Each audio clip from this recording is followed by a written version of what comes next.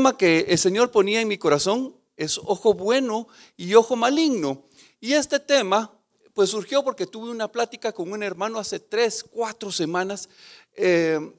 Vino este hermano a mi oficina y me decía: creo que estoy viendo más con mis ojos naturales que con mis ojos espirituales. Es más, no creo, estoy viendo, me decía, más con mis ojos naturales que los naturales. Entonces me llamó tan fuerte la aseveración que él estaba haciendo que le pregunté: ¿cómo sabes que estás viendo más con los naturales que con los espirituales? Y me pareció súper más interesante cómo lo describía, porque él decía: me estoy preocupando más por lo material, me estoy preocupando más por mi casa, me estoy preocupando más por mi carro, por mi trabajo. Y yo me recuerdo que antes me preocupaba cada vez que iba en la calle y veía a una persona, tenía una carga pero pesadísima en mi corazón, que tenía que orar por el Señor. Esa alma va camino al infierno, está camino al lago de fuego, está en perdición. Y me ponía a orar. Y cuando tenía la oportunidad podía hablar con alguien, pero ahora me estoy fijando más en las cosas de este mundo que en lo espiritual. Y entonces dije: qué buen termómetro para saber con qué ojos está viendo. Y nosotros hemos tenido la oportunidad de estudiar la triple naturaleza humana. Ese es el libro de la doctora Hicks, la queremos muchísimo. Y ahí podemos ver, porque muchas veces decimos ojos espirituales y ojos naturales. O sea, tenemos 4 ojos y tenemos 4 oídos, tenemos 2 narices, tenemos 2 bocas. Y entonces uno diría: ¿cómo es eso? No son solo 4, estamos hablando de 6 ojos, porque están los ojos del alma y del espíritu. No sé si me estoy dando a entender. Cuando vemos este diagrama, vemos que nuestro cuerpo, lo físico, tenemos estos 2 ojos naturales para ver, pero a nivel del alma se le llama imaginación, pero a nivel del espíritu le llamamos fe, porque vemos lo que, o sea, con la fe estamos viendo lo que no es palpable, lo que es eterno. Y luego cuando hablamos de la mano, hablamos que la mano en el alma es el afecto, pero a nivel del espíritu es la adoración. Y entonces tenemos sentidos a nivel del cuerpo, a nivel del alma y a nivel del espíritu. Pero el oído es el físico, pero la memoria es a nivel del alma, y a nivel del espíritu es la reverencia ante el Señor, donde nos humillamos y ahí comienza nuestro sentido de entender lo que es santo y lo que no es santo.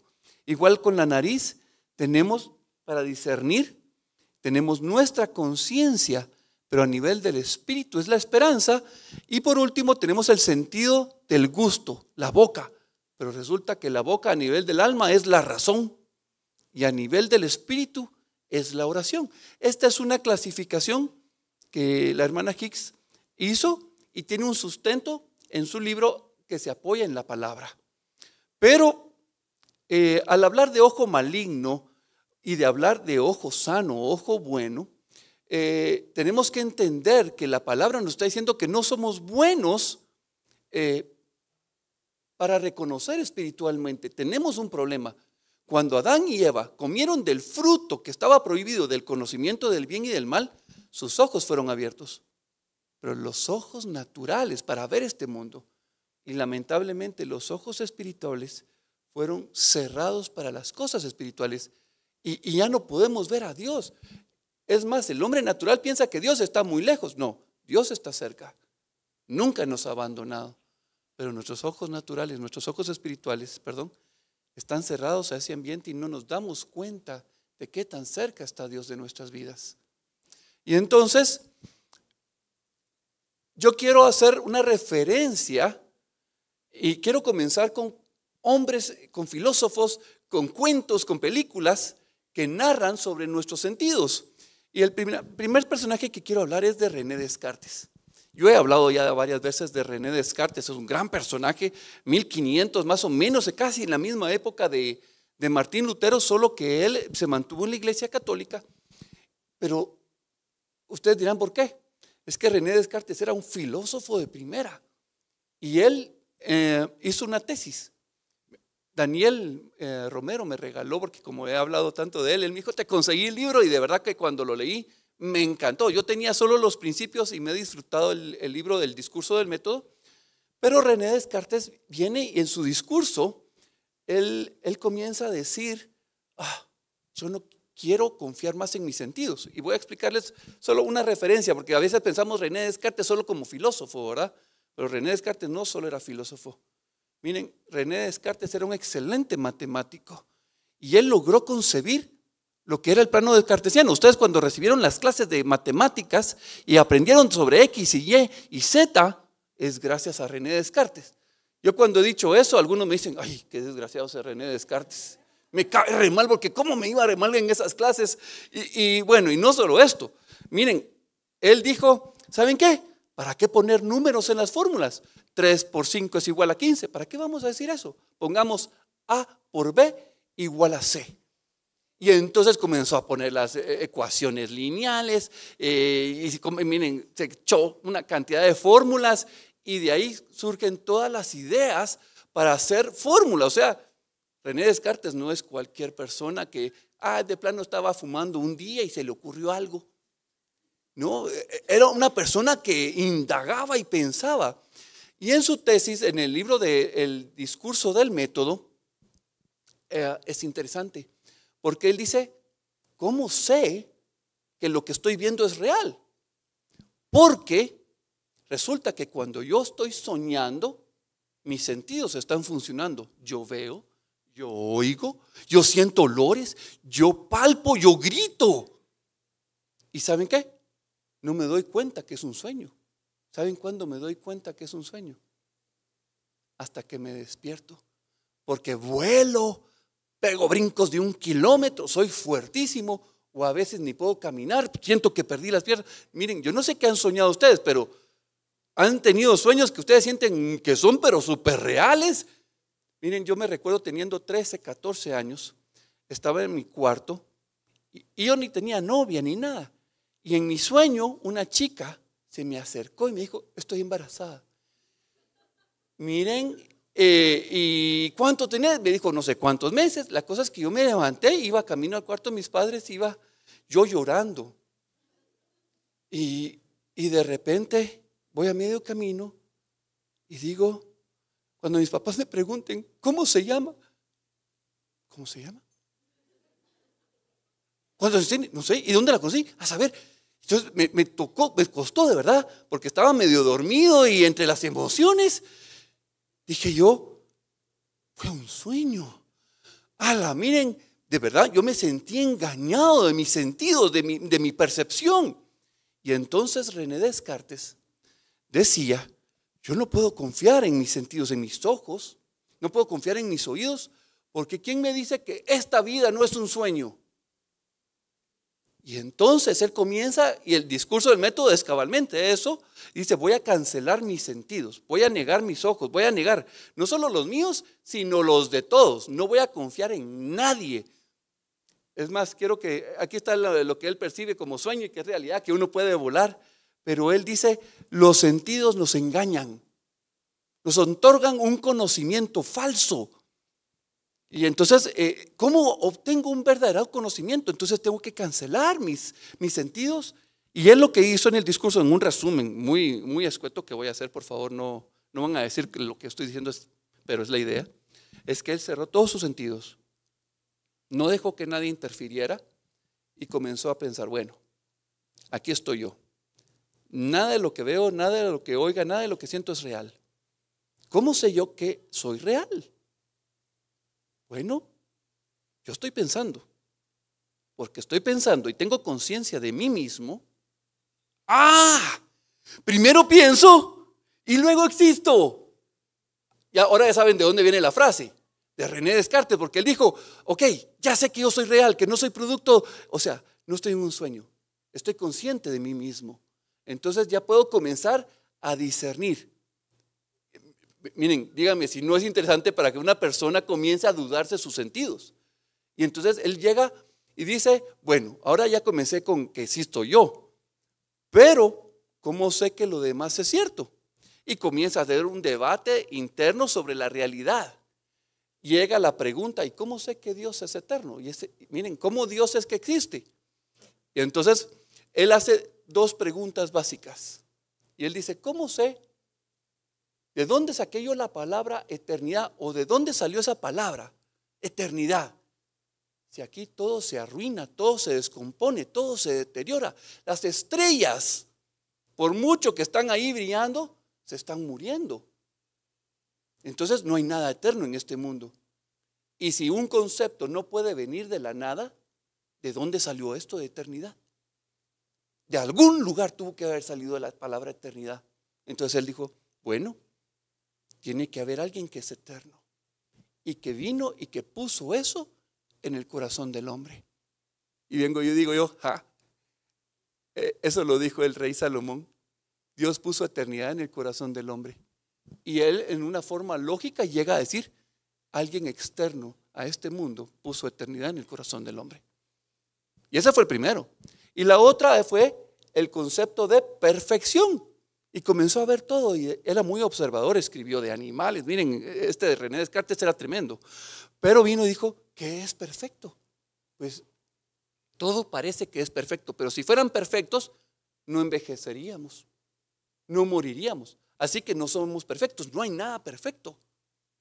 ¿De dónde salió la palabra perfección o la idea perfección? Como nada puede venir de la nada, alguien que es perfecto y eterno tuvo que venir y poner eso en nuestro corazón.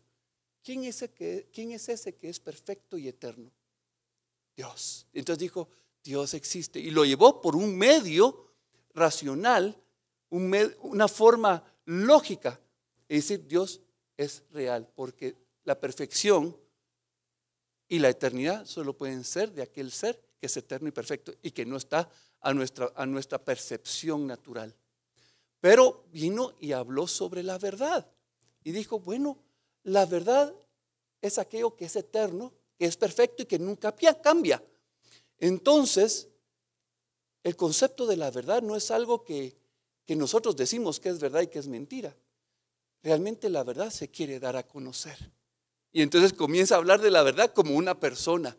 Miren, es súper interesante cuando uno lee el libro del discurso del método, vemos eso, pero lo que quiero llegar a resumir con René Descartes, el que dice, no podés confiar en tus sentidos nos van a engañar, ¿ok? Entonces, lo que vemos nos otorgan un conocimiento falso. ¿Vamos bien? Ok. Pero no solo lo dijo él, ahora quiero pasar a un cuento que yo sé que ustedes han oído o han visto. Lewis Carroll, ese es su nombre artístico, diría yo, como autor, porque él era fotógrafo, era astrónomo, también era otro filósofo tremendo, y él vino y habló sobre los sueños.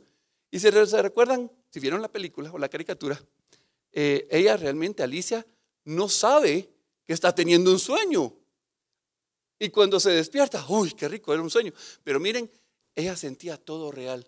Y este libro, junto con el de Peter Pan y muchas novelas, tienen un trasfondo de estudio psicológico. Porque hay personas que están despiertos y están soñando que pueden volar, que pueden detener balas, que van a levantar un carro y van a salvar a la humanidad. Y están soñando despiertos. Tienen una imaginación que sobrepasa nuestro entendimiento, ¿verdad? Pero ahí están soñando, ¿verdad? Esta es una. Pero yo sé que esta película yo no le puse título, pero sé que van a reconocer. Ah, muy bien. Bueno, cinéfilos los que tenemos aquí. A mí me encantó esta película. Y es más, un hermano en Cristo me dijo, mira, esa película es una gran verdad. ¿Qué gran verdad?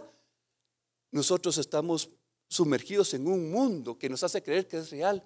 Y Cristo cuando nos despierta nos muestra la realidad. Cuando dijo él eso, yo me quedé sorprendido. ¿Cómo sacó esa conclusión? ¿Verdad? Pero toda la película trata sobre lo que es real y no es real. Y ahí me recuerdo de Morfeo. ¿Se recuerdan el Morfeo? Y él le dice, ok, Neo, con la píldora azul, tú vuelves a regresar a tu mundo y no te vas a recordar de nosotros y no vas a saber la verdad. Pero si tomas la píldora roja, vas a descubrir lo que es la Matrix. Recuerda, no te estoy ofreciendo más que la verdad. Y entonces coge la pastilla roja y qué peliculón, ¿verdad? Sobre todo los efectos. Miren, los efectos para esa época, en 1999, fueron tremendos. Bueno, no les sigo contando de la película pero es interesante porque resulta que si ellos están dentro de la Matrix y les disparan, ¿qué les pasa? Se mueren. Pero ellos decían, pero las balas son de mentira. Sí, pero la mente te dice que has muerto. Qué poder el que tiene la mente para hacernos creer que las cosas son reales. Esta película también salió en el año 1999. No fue muy popular, yo la vi, pero miren, esta ha sido de las mejores películas que yo he visto de ciencia ficción y de intriga, de suspenso, de investigación. Porque el personaje que ven ahí, al varón, no sé ni cómo se llama él, ni me recuerdo el nombre en el personaje, él inventó una máquina como la de Matrix, en la que uno se puede conectar y diseñar el mundo. Y uno tiene un sueño formidable. Uno puede vivir otra vida dentro de la máquina. Y miren, matan a su socio. Él es el principal sospechoso. Uno piensa que va a salir por acá, luego sale por otro lado, luego por aquí. Miren, de verdad es un relajo. Y uno dice, ¿qué relajo de película? Hasta que en el final resulta que él logra descubrir, o sea, él es el creador de un programa de sueños. ¿Ok? Pero resulta que él es un personaje de otra máquina que fue diseñada para crear sueños. O sea que él estaba en un doble sueño y él no era real. Miren, cuando terminó la película, yo estaba que mi cabeza se explotaba, de verdad, como dicen los gringos, me hacía así. Tremendo. Y cuando uno ve esto, entonces comienza a entender cómo es que algunas personas que son politeístas o pluralistas llegan a decir, voy a poner porque aquí tengo la diapositiva, si no, ok, las voy a dejar. Vienen estas personas y dicen, realmente tú no eres real y yo no soy real. Yo soy el sueño de un Dios, de una energía cósmica, de alguien superior. Así que si yo vengo y te mato a ti, no es malo, porque somos producto de un sueño. Es más, yo soy más real que tú porque el personaje principal de este sueño soy yo. Y entonces no hay bueno y no hay malo. ¿Nunca han hablado con una persona que piensa así? Ok, espero que no. Pero cuando uno se topa con estas discusiones, de verdad es, Dios mío, hay una mezcla de pensamientos y uno dice, ¿cómo el concepto de los sentidos los ha llegado a separarse tanto? Y por eso es que es importante que tengamos claro que esto que estoy hablando es una realidad espiritual. Solo que lo mencioné a nivel del mundo, pero ahora lo vamos a ver desde la perspectiva cristiana, desde la palabra de Dios. Y yo quiero que vayamos y abramos nuestra Biblia en el libro de Lucas, capítulo 12, versículo 13 al 21. Permítanme.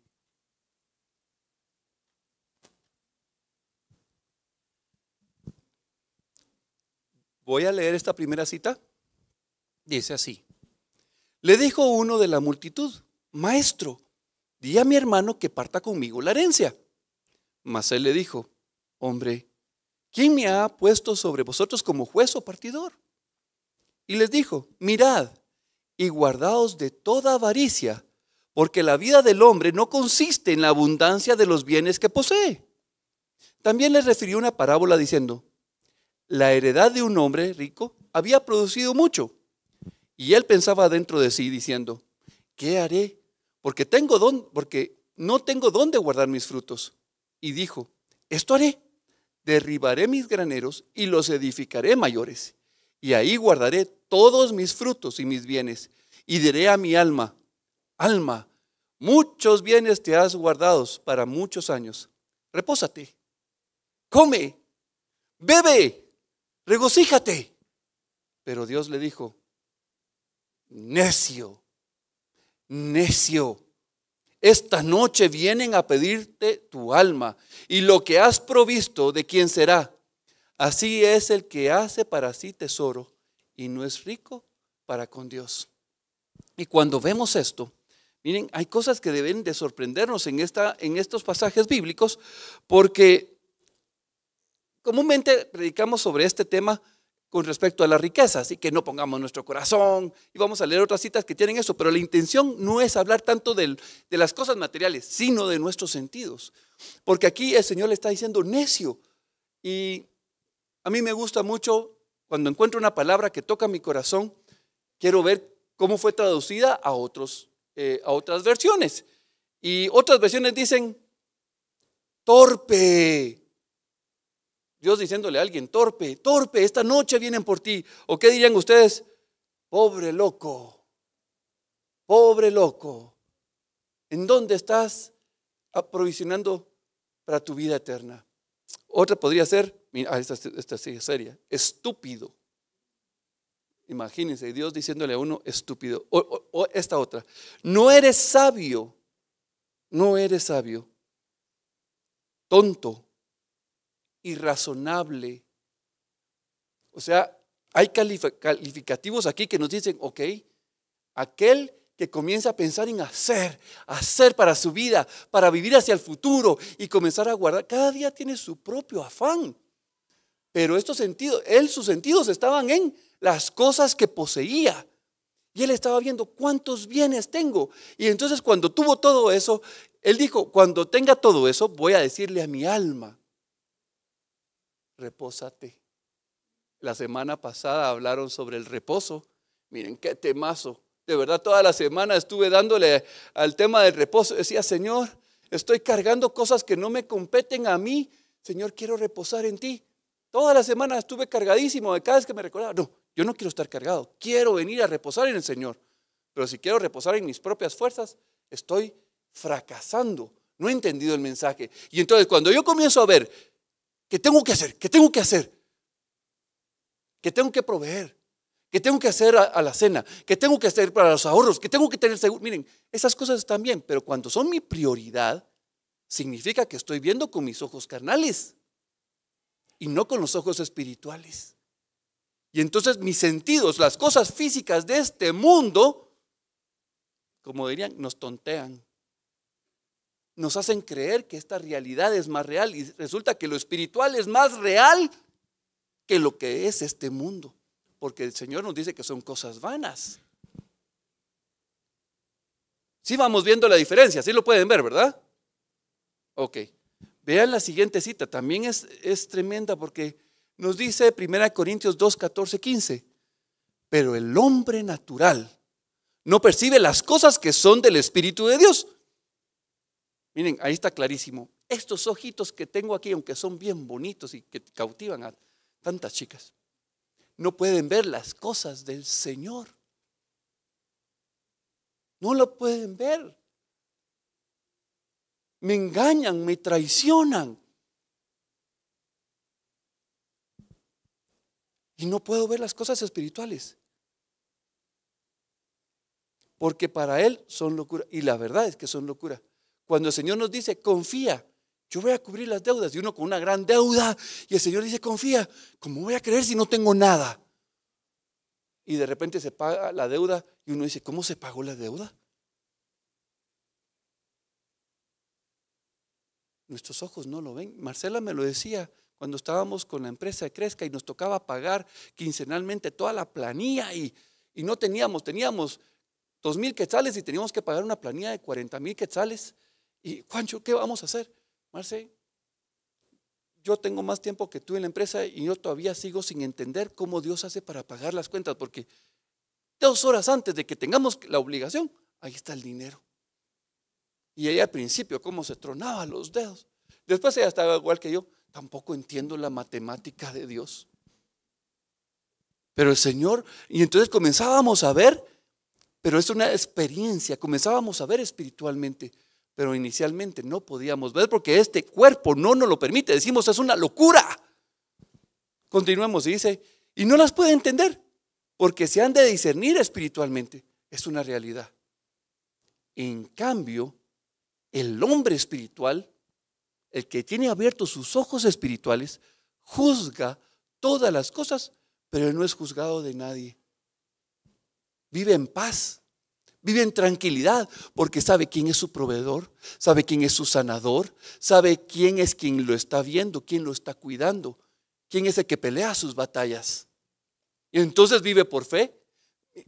¿Quién no ha tenido momentos que dice, hoy tuve un día espiritual de aquellos tremendos, y al día siguiente uno vive pero como en la carne de aquellos terribles, porque no ve nada, se siente desahuciado, solo, abandonado? ¿Quién lo ha sentido? Aparte de mí, porque si no solo soy yo. Gloria a Dios, no soy el único loco, ¿verdad? Y entonces estamos viendo que los ojos espirituales fueron abiertos el día que Jesucristo vino a nuestra vida. Pero hemos ejercitado nuestros ojos, hemos ejercitado nuestros oídos para oír la voz de Dios. A mí me encantó, hablando con Silvano, él me contaba uno de los problemas que tienen ellos como sociedad cuando predican en Suecia, en Suiza, en Alemania, en toda Europa, y es que ellos están viviendo muy bien, sobre todo él que es de Suiza, Suiza, sí, de Suiza. Estoy con una confusión total, todos los días estoy repitiendo los dos nombres. Entonces él decía, miren, el problema es que hablamos de Cristo y la misma gente me dice, mira, a mí me cuestiona que me hables de Cristo porque yo tengo salud, tengo dinero, tengo carro, tengo transporte, yo no tengo necesidad de nada. ¿Para qué necesito a Dios? Explícame. Y entonces tienen un argumento tan fuerte en su corazón de no necesitar nada. ¿Para qué necesito a Dios? Eso es para los pobres. La mente débil es su esperanza de medio salir de los problemas. Y entonces ahí es donde entendemos el pasaje de Jesús donde decía, le es más fácil a un camello entrar por el ojo de una aguja que a un rico. Porque tiene tanta seguridad en sí mismo, en lo que puede hacer, que ¿para qué necesita pasar por ahí? Tiene tanto. Uno piensa que es tratando de... No, es que tiene tantas fortalezas en su mente que no puede darse cuenta de la realidad de su corazón. Vamos a leer Apocalipsis y él dice, la iglesia de la Odisea, yo soy rico, yo no necesito de nada. Y el Señor, ¿cómo le responde? Pobre, eres ciego, eres miserable, estás desnudo, eres un desventurado. Y entonces comenzamos a ver que la percepción natural no es la real. Y a mí me impresiona, de repente vemos ministerios muy grandes, con iglesias muy llenas. Y decimos, wow, nos dejamos ir con la finta. Wow, qué grande ministerio. Y yo en lo personal no he tenido esa experiencia, pero he leído varios libros del pastor Bailey, ya murió, y él decía que tuvo la oportunidad de viajar en muchos lados y el Señor le permitía ver grandes iglesias e iglesias chiquitas. Y cuando él estaba ahí, el Señor casi siempre le mostraba en los diferentes países y en las iglesias mega gigantescas. Él decía que miraba una gran cantidad de gente y de repente venía la visión de la iglesia con la misma gente, pero todos apagados, y de repente uno estaba encendido con una luz. Él podía ver quiénes tenían luz interna y decía que los podía contar con sus manos. 1, 2, 3. ¿Se pueden imaginar? Una iglesia de miles de personas y apenas si contaba a unos 10 cristianos por ahí, creyentes que estaban fervientes. Y luego iba a una iglesia chiquitita de 50, 100 personas y él decía, ay, aquí me voy a topar con uno, y entraba y de repente ahí eran 90. Y entonces él decía, wow, mis ojos me engañan. Yo creo que los números los debo de comparar de la misma manera, pero el Señor me viene y me revela otra cosa a nivel espiritual. Y entonces, ¿qué tan sensible soy? Soy de las personas que solo le hablo a Dios, Dios, te pido, te doy gracias, gracias, gracias, amén, amén, amén. O soy de las personas que, Señor, ¿qué quieres hablar conmigo? Y me tomo un tiempo, Señor, estoy leyendo tu palabra y siento que este pasaje tú me quieres hablar a mí, personalmente. Señor, me estás llamando a arrepentimiento, me estás llamando a que ayude a alguien. Señor, estás poniendo a mi hermano para que ore por él. Señor, específicamente, ¿por qué quieres que ore? Y entonces, ¿con qué sentidos estamos viviendo? Esto es algo, miren, esto es para que nos evaluemos. Recuerden que la palabra, aquí la puse, la palabra fue escrita para mí, no para ustedes. Claro que sí, para ustedes también, pero saben, yo no soy el que debe venir a traer la palabra y comenzar a agarrar, arrepiéntete, te vas a ir al infierno. No, el punto es que cuando tú lees la palabra de Dios, la palabra es una espada que viene a discernir, ¿sí? Miren, yo sé que corta los tuétanos entre el hueso y el tuétano, y viene, pero a mí me gusta cuando discierne entre mi pensamiento y mis intenciones. Y yo he descubierto que hablo un montón, que soy bien casaquero, porque lo que digo, ay, sí, es que es para ayudar a los pobres, es para levantar mi propia imagen. Y entonces, Señor,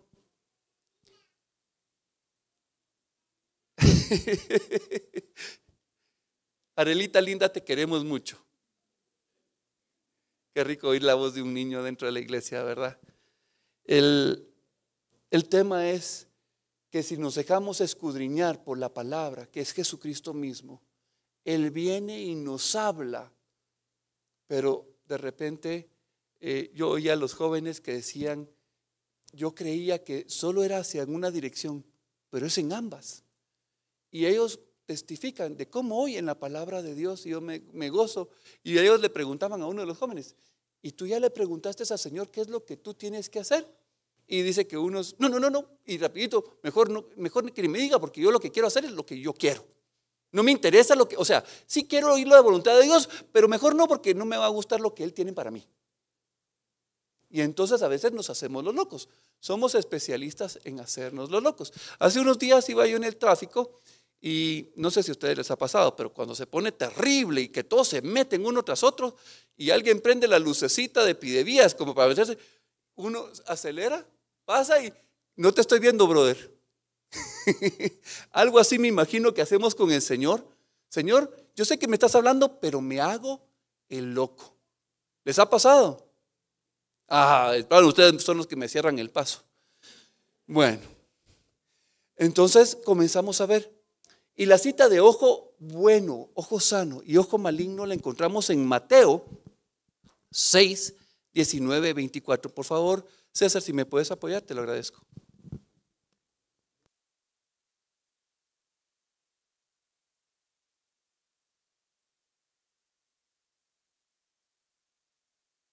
Ahí está. Sí, listo. Mateo 6, 19, 24. No hagáis tesoros en la tierra, donde la polilla y el orín corrompen, y donde los ladrones minan y hurtan, sino haceos tesoros en el cielo, donde ni la polilla ni el orín corrompen, y donde ladrones no minan ni hurtan, porque donde esté vuestro tesoro, ahí estará también vuestro corazón. La lámpara del cuerpo es el ojo. Así que si tu ojo es bueno, todo tu cuerpo será lleno de luz. Pero si tu ojo es maligno, todo tu cuerpo estará en tinieblas. Así que si la luz que hay en ti es tinieblas, ¿cuántas no serán las mismas tinieblas? Ninguno puede servir a dos señores, porque aborrecerá al uno o amará al otro, o estimará al uno y menospreciará al otro. No podéis servir a Dios y a las riquezas. Miren qué curioso, casi todas las citas donde habla sobre la comparación, casi siempre salen las riquezas.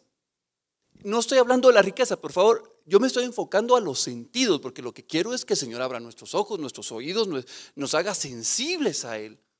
Y aquí nos habla sobre dos condiciones, el ojo que está sano y el ojo que está enfermo, que es maligno.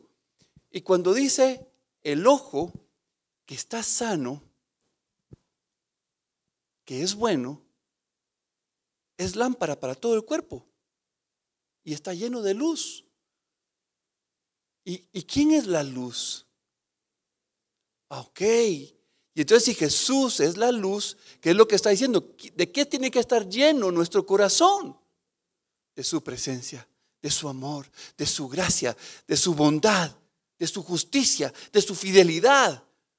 Y entonces comienzo a ver con sus ojos y entonces dice, todo mi cuerpo está bien. Ahora la pregunta, ¿quién tiene toda su alma bien nítida? Esto es una pregunta. Y entonces digo, Señor, yo no estoy todo bien. Lo que sí sé es que tú ya estás aquí y tú estás trabajando en mi corazón y me estás llevando a un arrepentimiento en esas áreas donde todavía soy un poquito mentiroso. En esas áreas donde soy bien hipócrita. En esas áreas donde soy bien... ¿verdad que saben qué es eso de gastar pisto, verdad? Así dice un hermano, vamos a gastar pisto y saca la ficha y comienza con el piso a gastarlo, a gastar la ficha. Tacaño. Tenemos nuestra mirada sobre las cosas de este mundo. Y entonces, Señor, hay áreas en mi vida que todavía no, pero ¿saben qué? La luz de Cristo está alumbrando esas áreas en mi corazón. Yo sé que está trabajando en tu corazón y lo que decía mi hermano Jorge la semana pasada, cuando Cristo está en nuestra relación como Padre y somos transformados, hay gozo, hay reposo y podemos venir ante Él, pero esa luz en nuestra vida nos comienza a ver, esa área necesita ser cambiada, pero hay veces que nosotros nos hacemos los locos y ¿qué área, Señor? Esa que está allá, ¿cuál? No la vi. Y miren, somos especialistas, somos grandes actores. Dicen, como David, cuando estaba frente a los filisteos. ¿Se recuerdan qué hizo David cuando estaba en la casa de los filisteos? Lo iban a matar. Se hizo loco. La Biblia dice que fingió demencia. Hay que ponerlo un poquito más elegante para que no se vea tan malo David, ¿verdad? Dice que hasta sacó baba por...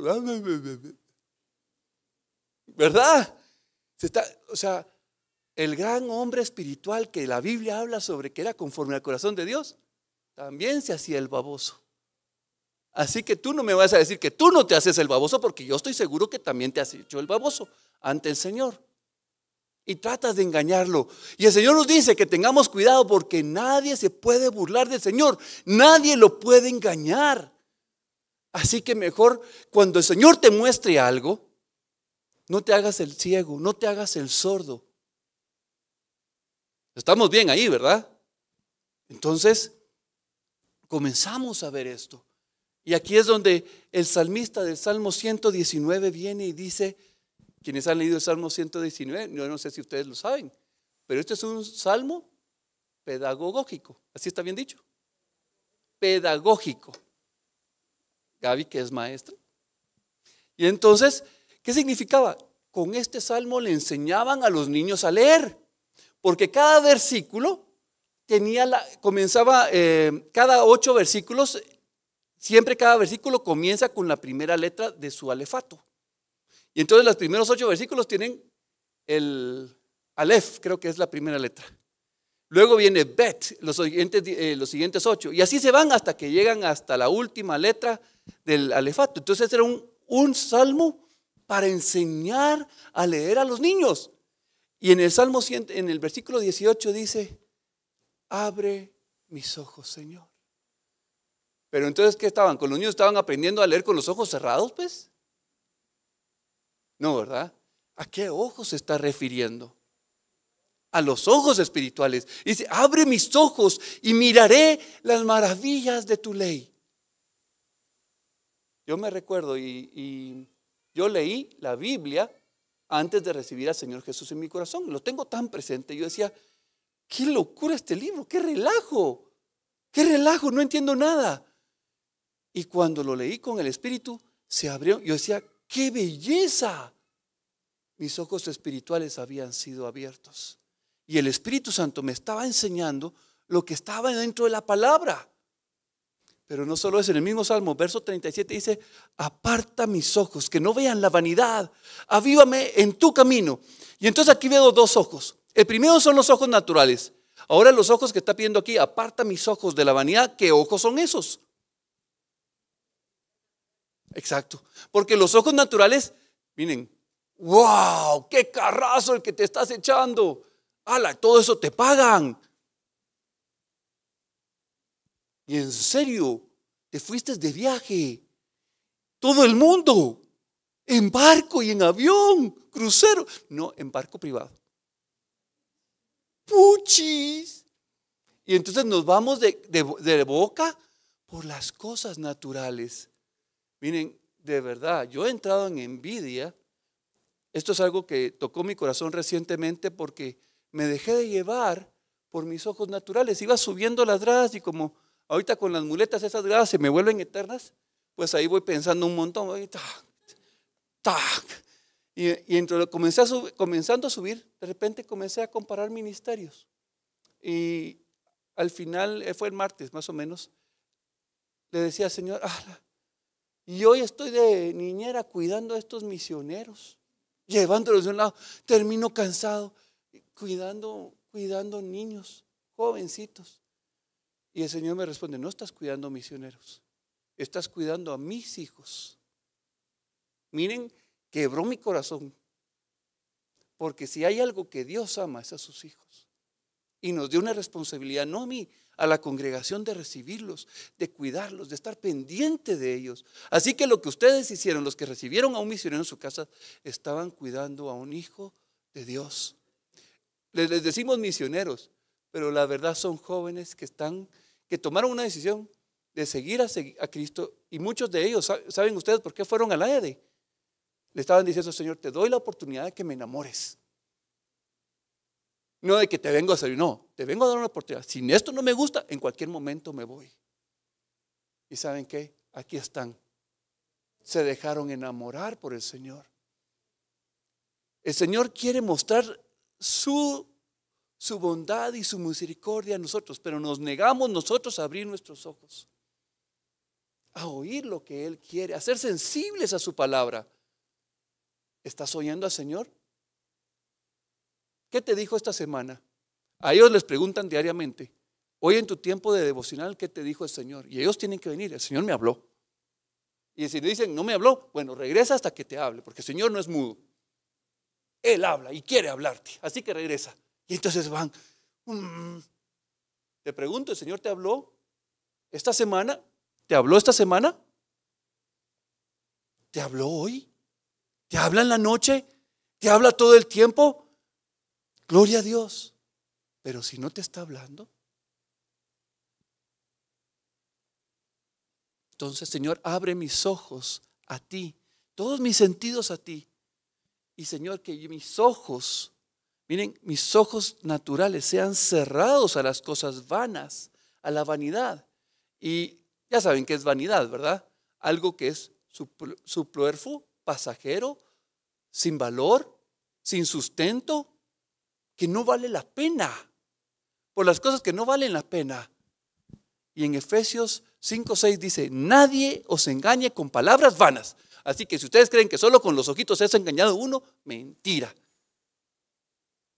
Viene uno y dice, ay, qué linda sos, preciosa princesa de mi corazón. Y son palabras vanas, ¿verdad? Y entonces, ¿qué nos está diciendo? Que tengamos cuidado porque hay mucha gente que está hablando vanidades. Vanidades que no te llevan a vida eterna, a una relación personal con Cristo. Ven y deja aquí dinero y el Señor te va a multiplicar más. Y uno pensando en el dinero que va a tener más. Y entonces uno en qué fue engañado. Con palabras vanas, pasajeras, ilusorias. Porque por estas cosas, miren qué triste, por estas cosas viene la ira de Dios sobre los hijos de desobediencia. Por las cosas vanas de esta vida. Así que tenemos que poner atención, ¿cuáles son las cosas realmente eternas? ¿Quién es eterno? Las cosas de Dios son las cosas que permanecen. Él es eterno. Hay dos, yo le llamo tipos de propósito. Está el propósito eterno, que ese es fijo para todos, y está el propósito temporal. El propósito eterno, yo lo resumo en Colosenses, dice que fuimos creados por Él y para Él. Mi propósito eterno es Él. Él es mi meta, Él es mi camino, Él es mi fin, Él es mi objetivo para la eternidad. Propósito eterno. Pero los propósitos pasajeros son en esta vida. Hay propósitos de un minuto. Aquí ahorita están la bienvenida, Razán y Farid. Ellos tienen el propósito de dar la bienvenida en el tiempo de la asamblea del día de hoy. Hay propósitos de días más largos, de una semana. Esta semana cuidaron ustedes a los misioneros, fue un propósito temporal, ¿sí? Hay propósitos de más tiempo, de 1 año, 10 años o de toda tu vida en esta tierra, pero siguen siendo temporales. Pero el propósito eterno es que tú llegues al Padre y le des gloria y honra y te deleites delante de su presencia. Y entonces enfoquemos bien cuáles son la voluntad de Dios para nuestras vidas. Comúnmente, ¿cómo sé qué es lo que Dios quiere hacer? Porque yo no lo quiero hacer. Cuando yo siento, no quiero hacerlo, es probable que sí sea del Señor. Cuando yo digo, esto es del Señor, es muy probablemente que eso no es del Señor. ¿Por qué? Leamos la palabra, dice 2 Corintios 4:18, la siguiente cita es la que va a hablar de esto. Dice, no mirando nosotros las cosas que se ven, sino las que no se ven. Pues las cosas que se ven son temporales, pero las que no se ven son eternas. ¡Qué tremendo! O sea que somos raros cuando decimos que queremos las cosas eternas y estamos buscando cosas. Las cosas eternas son solo perceptibles para aquel que ha conocido a Cristo. Por eso dice que somos unos panderetas locos. ¿Por qué? Porque estamos enamorados de aquel que es eterno. Pero vean esto, mirad pues con diligencia cómo andéis, no como necios. Miren, ¿qué le está diciendo el Señor? No seas necio, no seas torpe, no seas poco sabio. Todas las palabras que les dije anteriormente, ahorita las pueden poner. Cada vez que vean una palabra de necio, pongan todas las definiciones que les di al inicio. Dice, sino que tenemos que ser como sabios. ¿Y dónde comienza la sabiduría en una persona? En el temor del Señor. Yo tengo que ser un hombre temeroso de Dios. Señor, temo ofenderte. Temo que tu ira caiga sobre mí. Y entonces cuando comienzo a entender, ya comienzo a decir, yo no quiero ser necio. Yo quiero ser hombre temeroso de Dios. Quiero ser hombre sabio, vivir conforme a tu voluntad. Y entonces dice, aprovechando bien el tiempo. ¿En qué estás aprovechando tú tu tiempo? ¿Cuánto tiempo le dedicas a qué actividad en el día? ¿Le da eso gloria a Dios? Yo sé que hay actividades que honran al Señor. Y si el Señor te manda a ser estudiante, bueno, aprovecha el tiempo siendo un buen estudiante, honrando al Señor. Cada cosa tiene su tiempo. Pero el punto es, aprovechemos bien el tiempo, porque los días son malos. No son malos los de antes, son malos los de hoy. Todo el tiempo que este príncipe de este mundo, de este aire, está gobernando, los tiempos son malos para el mundo. Pero en nosotros, en Cristo Jesús, vivimos algo en gloria. Y estos tiempos, aunque se vean mal, son un tiempo para testificar con nuestra vida. Versículo 17. Por tanto, no seáis insensatos, sino entendidos de cuál sea la voluntad del Señor. No os embriaguéis con vino, en el cual hay disolución. Antes bien, sed llenos del Espíritu Santo. Miren, es interesante porque la palabra embriagarse siempre está relacionada al Espíritu Santo y con el gozo. Pero el embriagarse en la carne es para nuestro propio deleite. Pero cuando estamos embriagados del Espíritu Santo es para deleitar a nuestro Padre, para traer alegría a su corazón.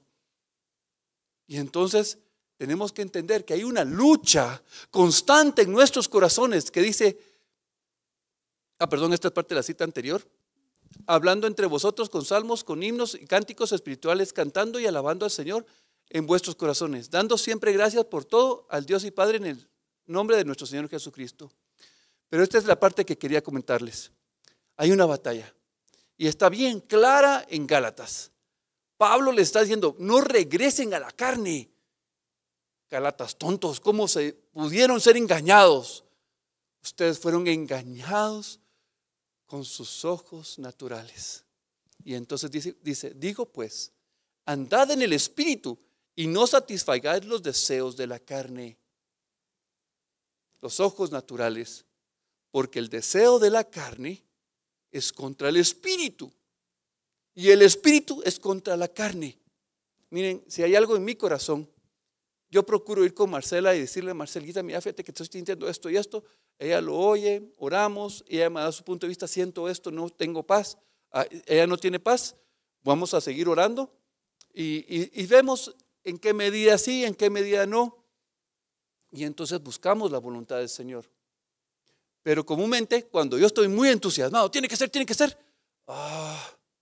Yo dudo de mí porque el que más grita en mi ser es la carne. Y entonces, cuando yo no quiero hacer algo, por ejemplo, me dicen, ve a orar por alguien. ¿Les ha pasado? ¿Y qué tenemos que hacer? Ir a orar. A veces el Señor nos pone, dale una ofrenda a esa persona. Uy, no, ¿sabe ni qué va a hacer con ese dinero si se mira que es borrachito?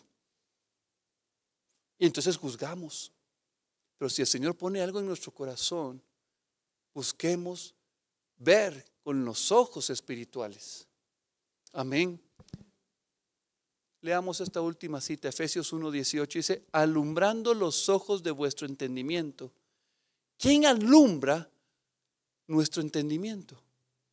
Cristo, la palabra, en oración, el Señor viene, su Espíritu Santo nos alumbra y nos va dando entendimiento. ¿Para qué? Para que sepáis cuál es la esperanza que Él os ha llamado y cuál es la riqueza de la gloria de su herencia en los santos. Hemos sido llamados para vivir con nuestros ojos espirituales, no con nuestros ojos espirituales versus nuestros ojos naturales. Siempre hay una batalla. ¿Cómo discernir carnales? Nuestros ojos solo con la gracia del Espíritu Santo. Solo Él, solo el Señor nos puede guiar por ese proceso. Pero si yo comienzo a venir con Sergio, porque yo creo que Sergio se comunica con Dios. Sergio, mira, tengo esta situación de cambio de trabajo, ¿podrías orar conmigo? Y yo espero que Dios le hable a él para que él me diga a mí. ¿Será que usted tiene una relación personal con Sergio, con el Señor o con Sergio? ¿Y a quién le estoy pidiendo el consejo? ¿Y si voy con mi papá? ¿Y si voy con Jorge? ¿Y si voy con Mario? Ese es nuestro problema. Estamos con nuestro cordón umbilical poniéndolo con todas las personas, buscando identidad y propósito, porque nuestros sentidos están apagados y no dejamos que esa identidad y ese propósito venga de Dios mismo a nuestras vidas. Este es un llamado a que la luz de Dios nos venga a inspeccionar. La cita de Mateo, donde está ojo maligno y ojo bueno. Imagínense, el ojo maligno cree que tiene luz y con esa luz ilumina su corazón. Así hay mucha gente engañada dentro y fuera de la iglesia que creen que tienen la verdad, pero están en engaño. Imagínense, si lo que tienen es tinieblas y creen que esa es la verdad, ¿cómo estará el resto de su vida? Pongámonos delante de la presencia, vamos a orar, pero vamos a pedirle al Señor que nos haga sensibles a su palabra, que abra nuestros ojos, que abra nuestros oídos, que abra nuestro corazón a su verdad, a su realidad, a ese reino que es eterno, que no es perceptible a los sentidos naturales. Padre, el día de hoy venimos delante de ti, Señor. Señor, me sorprende que René Descartes tuviera ese nivel de comprensión sobre los sentidos y él pudiera decir, mis sentidos me engañan, mis sentidos me traicionan. Yo creo, pero al finalmente ya decidí no creerles a ellos. Señor, él tomó una decisión muy fuerte, decirle, no quiero creerle a mis sentidos. Pero lo más triste, Señor, y lo que más me cuesta creer, es que yo quiero seguir confiando en ellos. Yo quiero seguir confiando en mis sentidos naturales. Yo quiero seguir teniendo control sobre las situaciones. Yo quiero confiar en mí mismo más que en ti. Mis ojos naturales están gobernando sobre mis ojos espirituales. Yo debería de dejar que tú gobiernes en mi vida y que tú abras mis ojos. Abre mis oídos, abre mi olfato, mi discernimiento para saber qué es lo tuyo y qué no lo es. Hazme sensible con mis manos para la adoración. Hoy vengo a ti, Señor, reconociendo que necesito que mis ojos naturales sean cerrados. Quiero aprender a vivir por fe. Señor, no logro vivir por fe, viendo grandes milagros, porque estoy viviendo con mis ojos naturales. Están gobernando mis sentidos y no te dejo a ti operar. Ayúdame, Señor. Siempre me recuerdo de ese hombre que le dijo a Jesús: ayúdame a creer, Señor, ayúdame en mi incredulidad. Ayúdame, Señor. Solo tú puedes. Yo no puedo con mis cargas, yo no puedo con mis problemas, yo no puedo con mi soledad, yo no puedo, Señor, con mi trabajo, yo no convenzo a nadie. Señor, quiero ser alguien importante, quiero hacer muchas cosas. Cada uno puede venir y decirle al Señor qué es lo que tiene en su corazón, qué está haciendo, con qué ojos te estás dejando guiar. Padre, te necesitamos. Te necesitamos.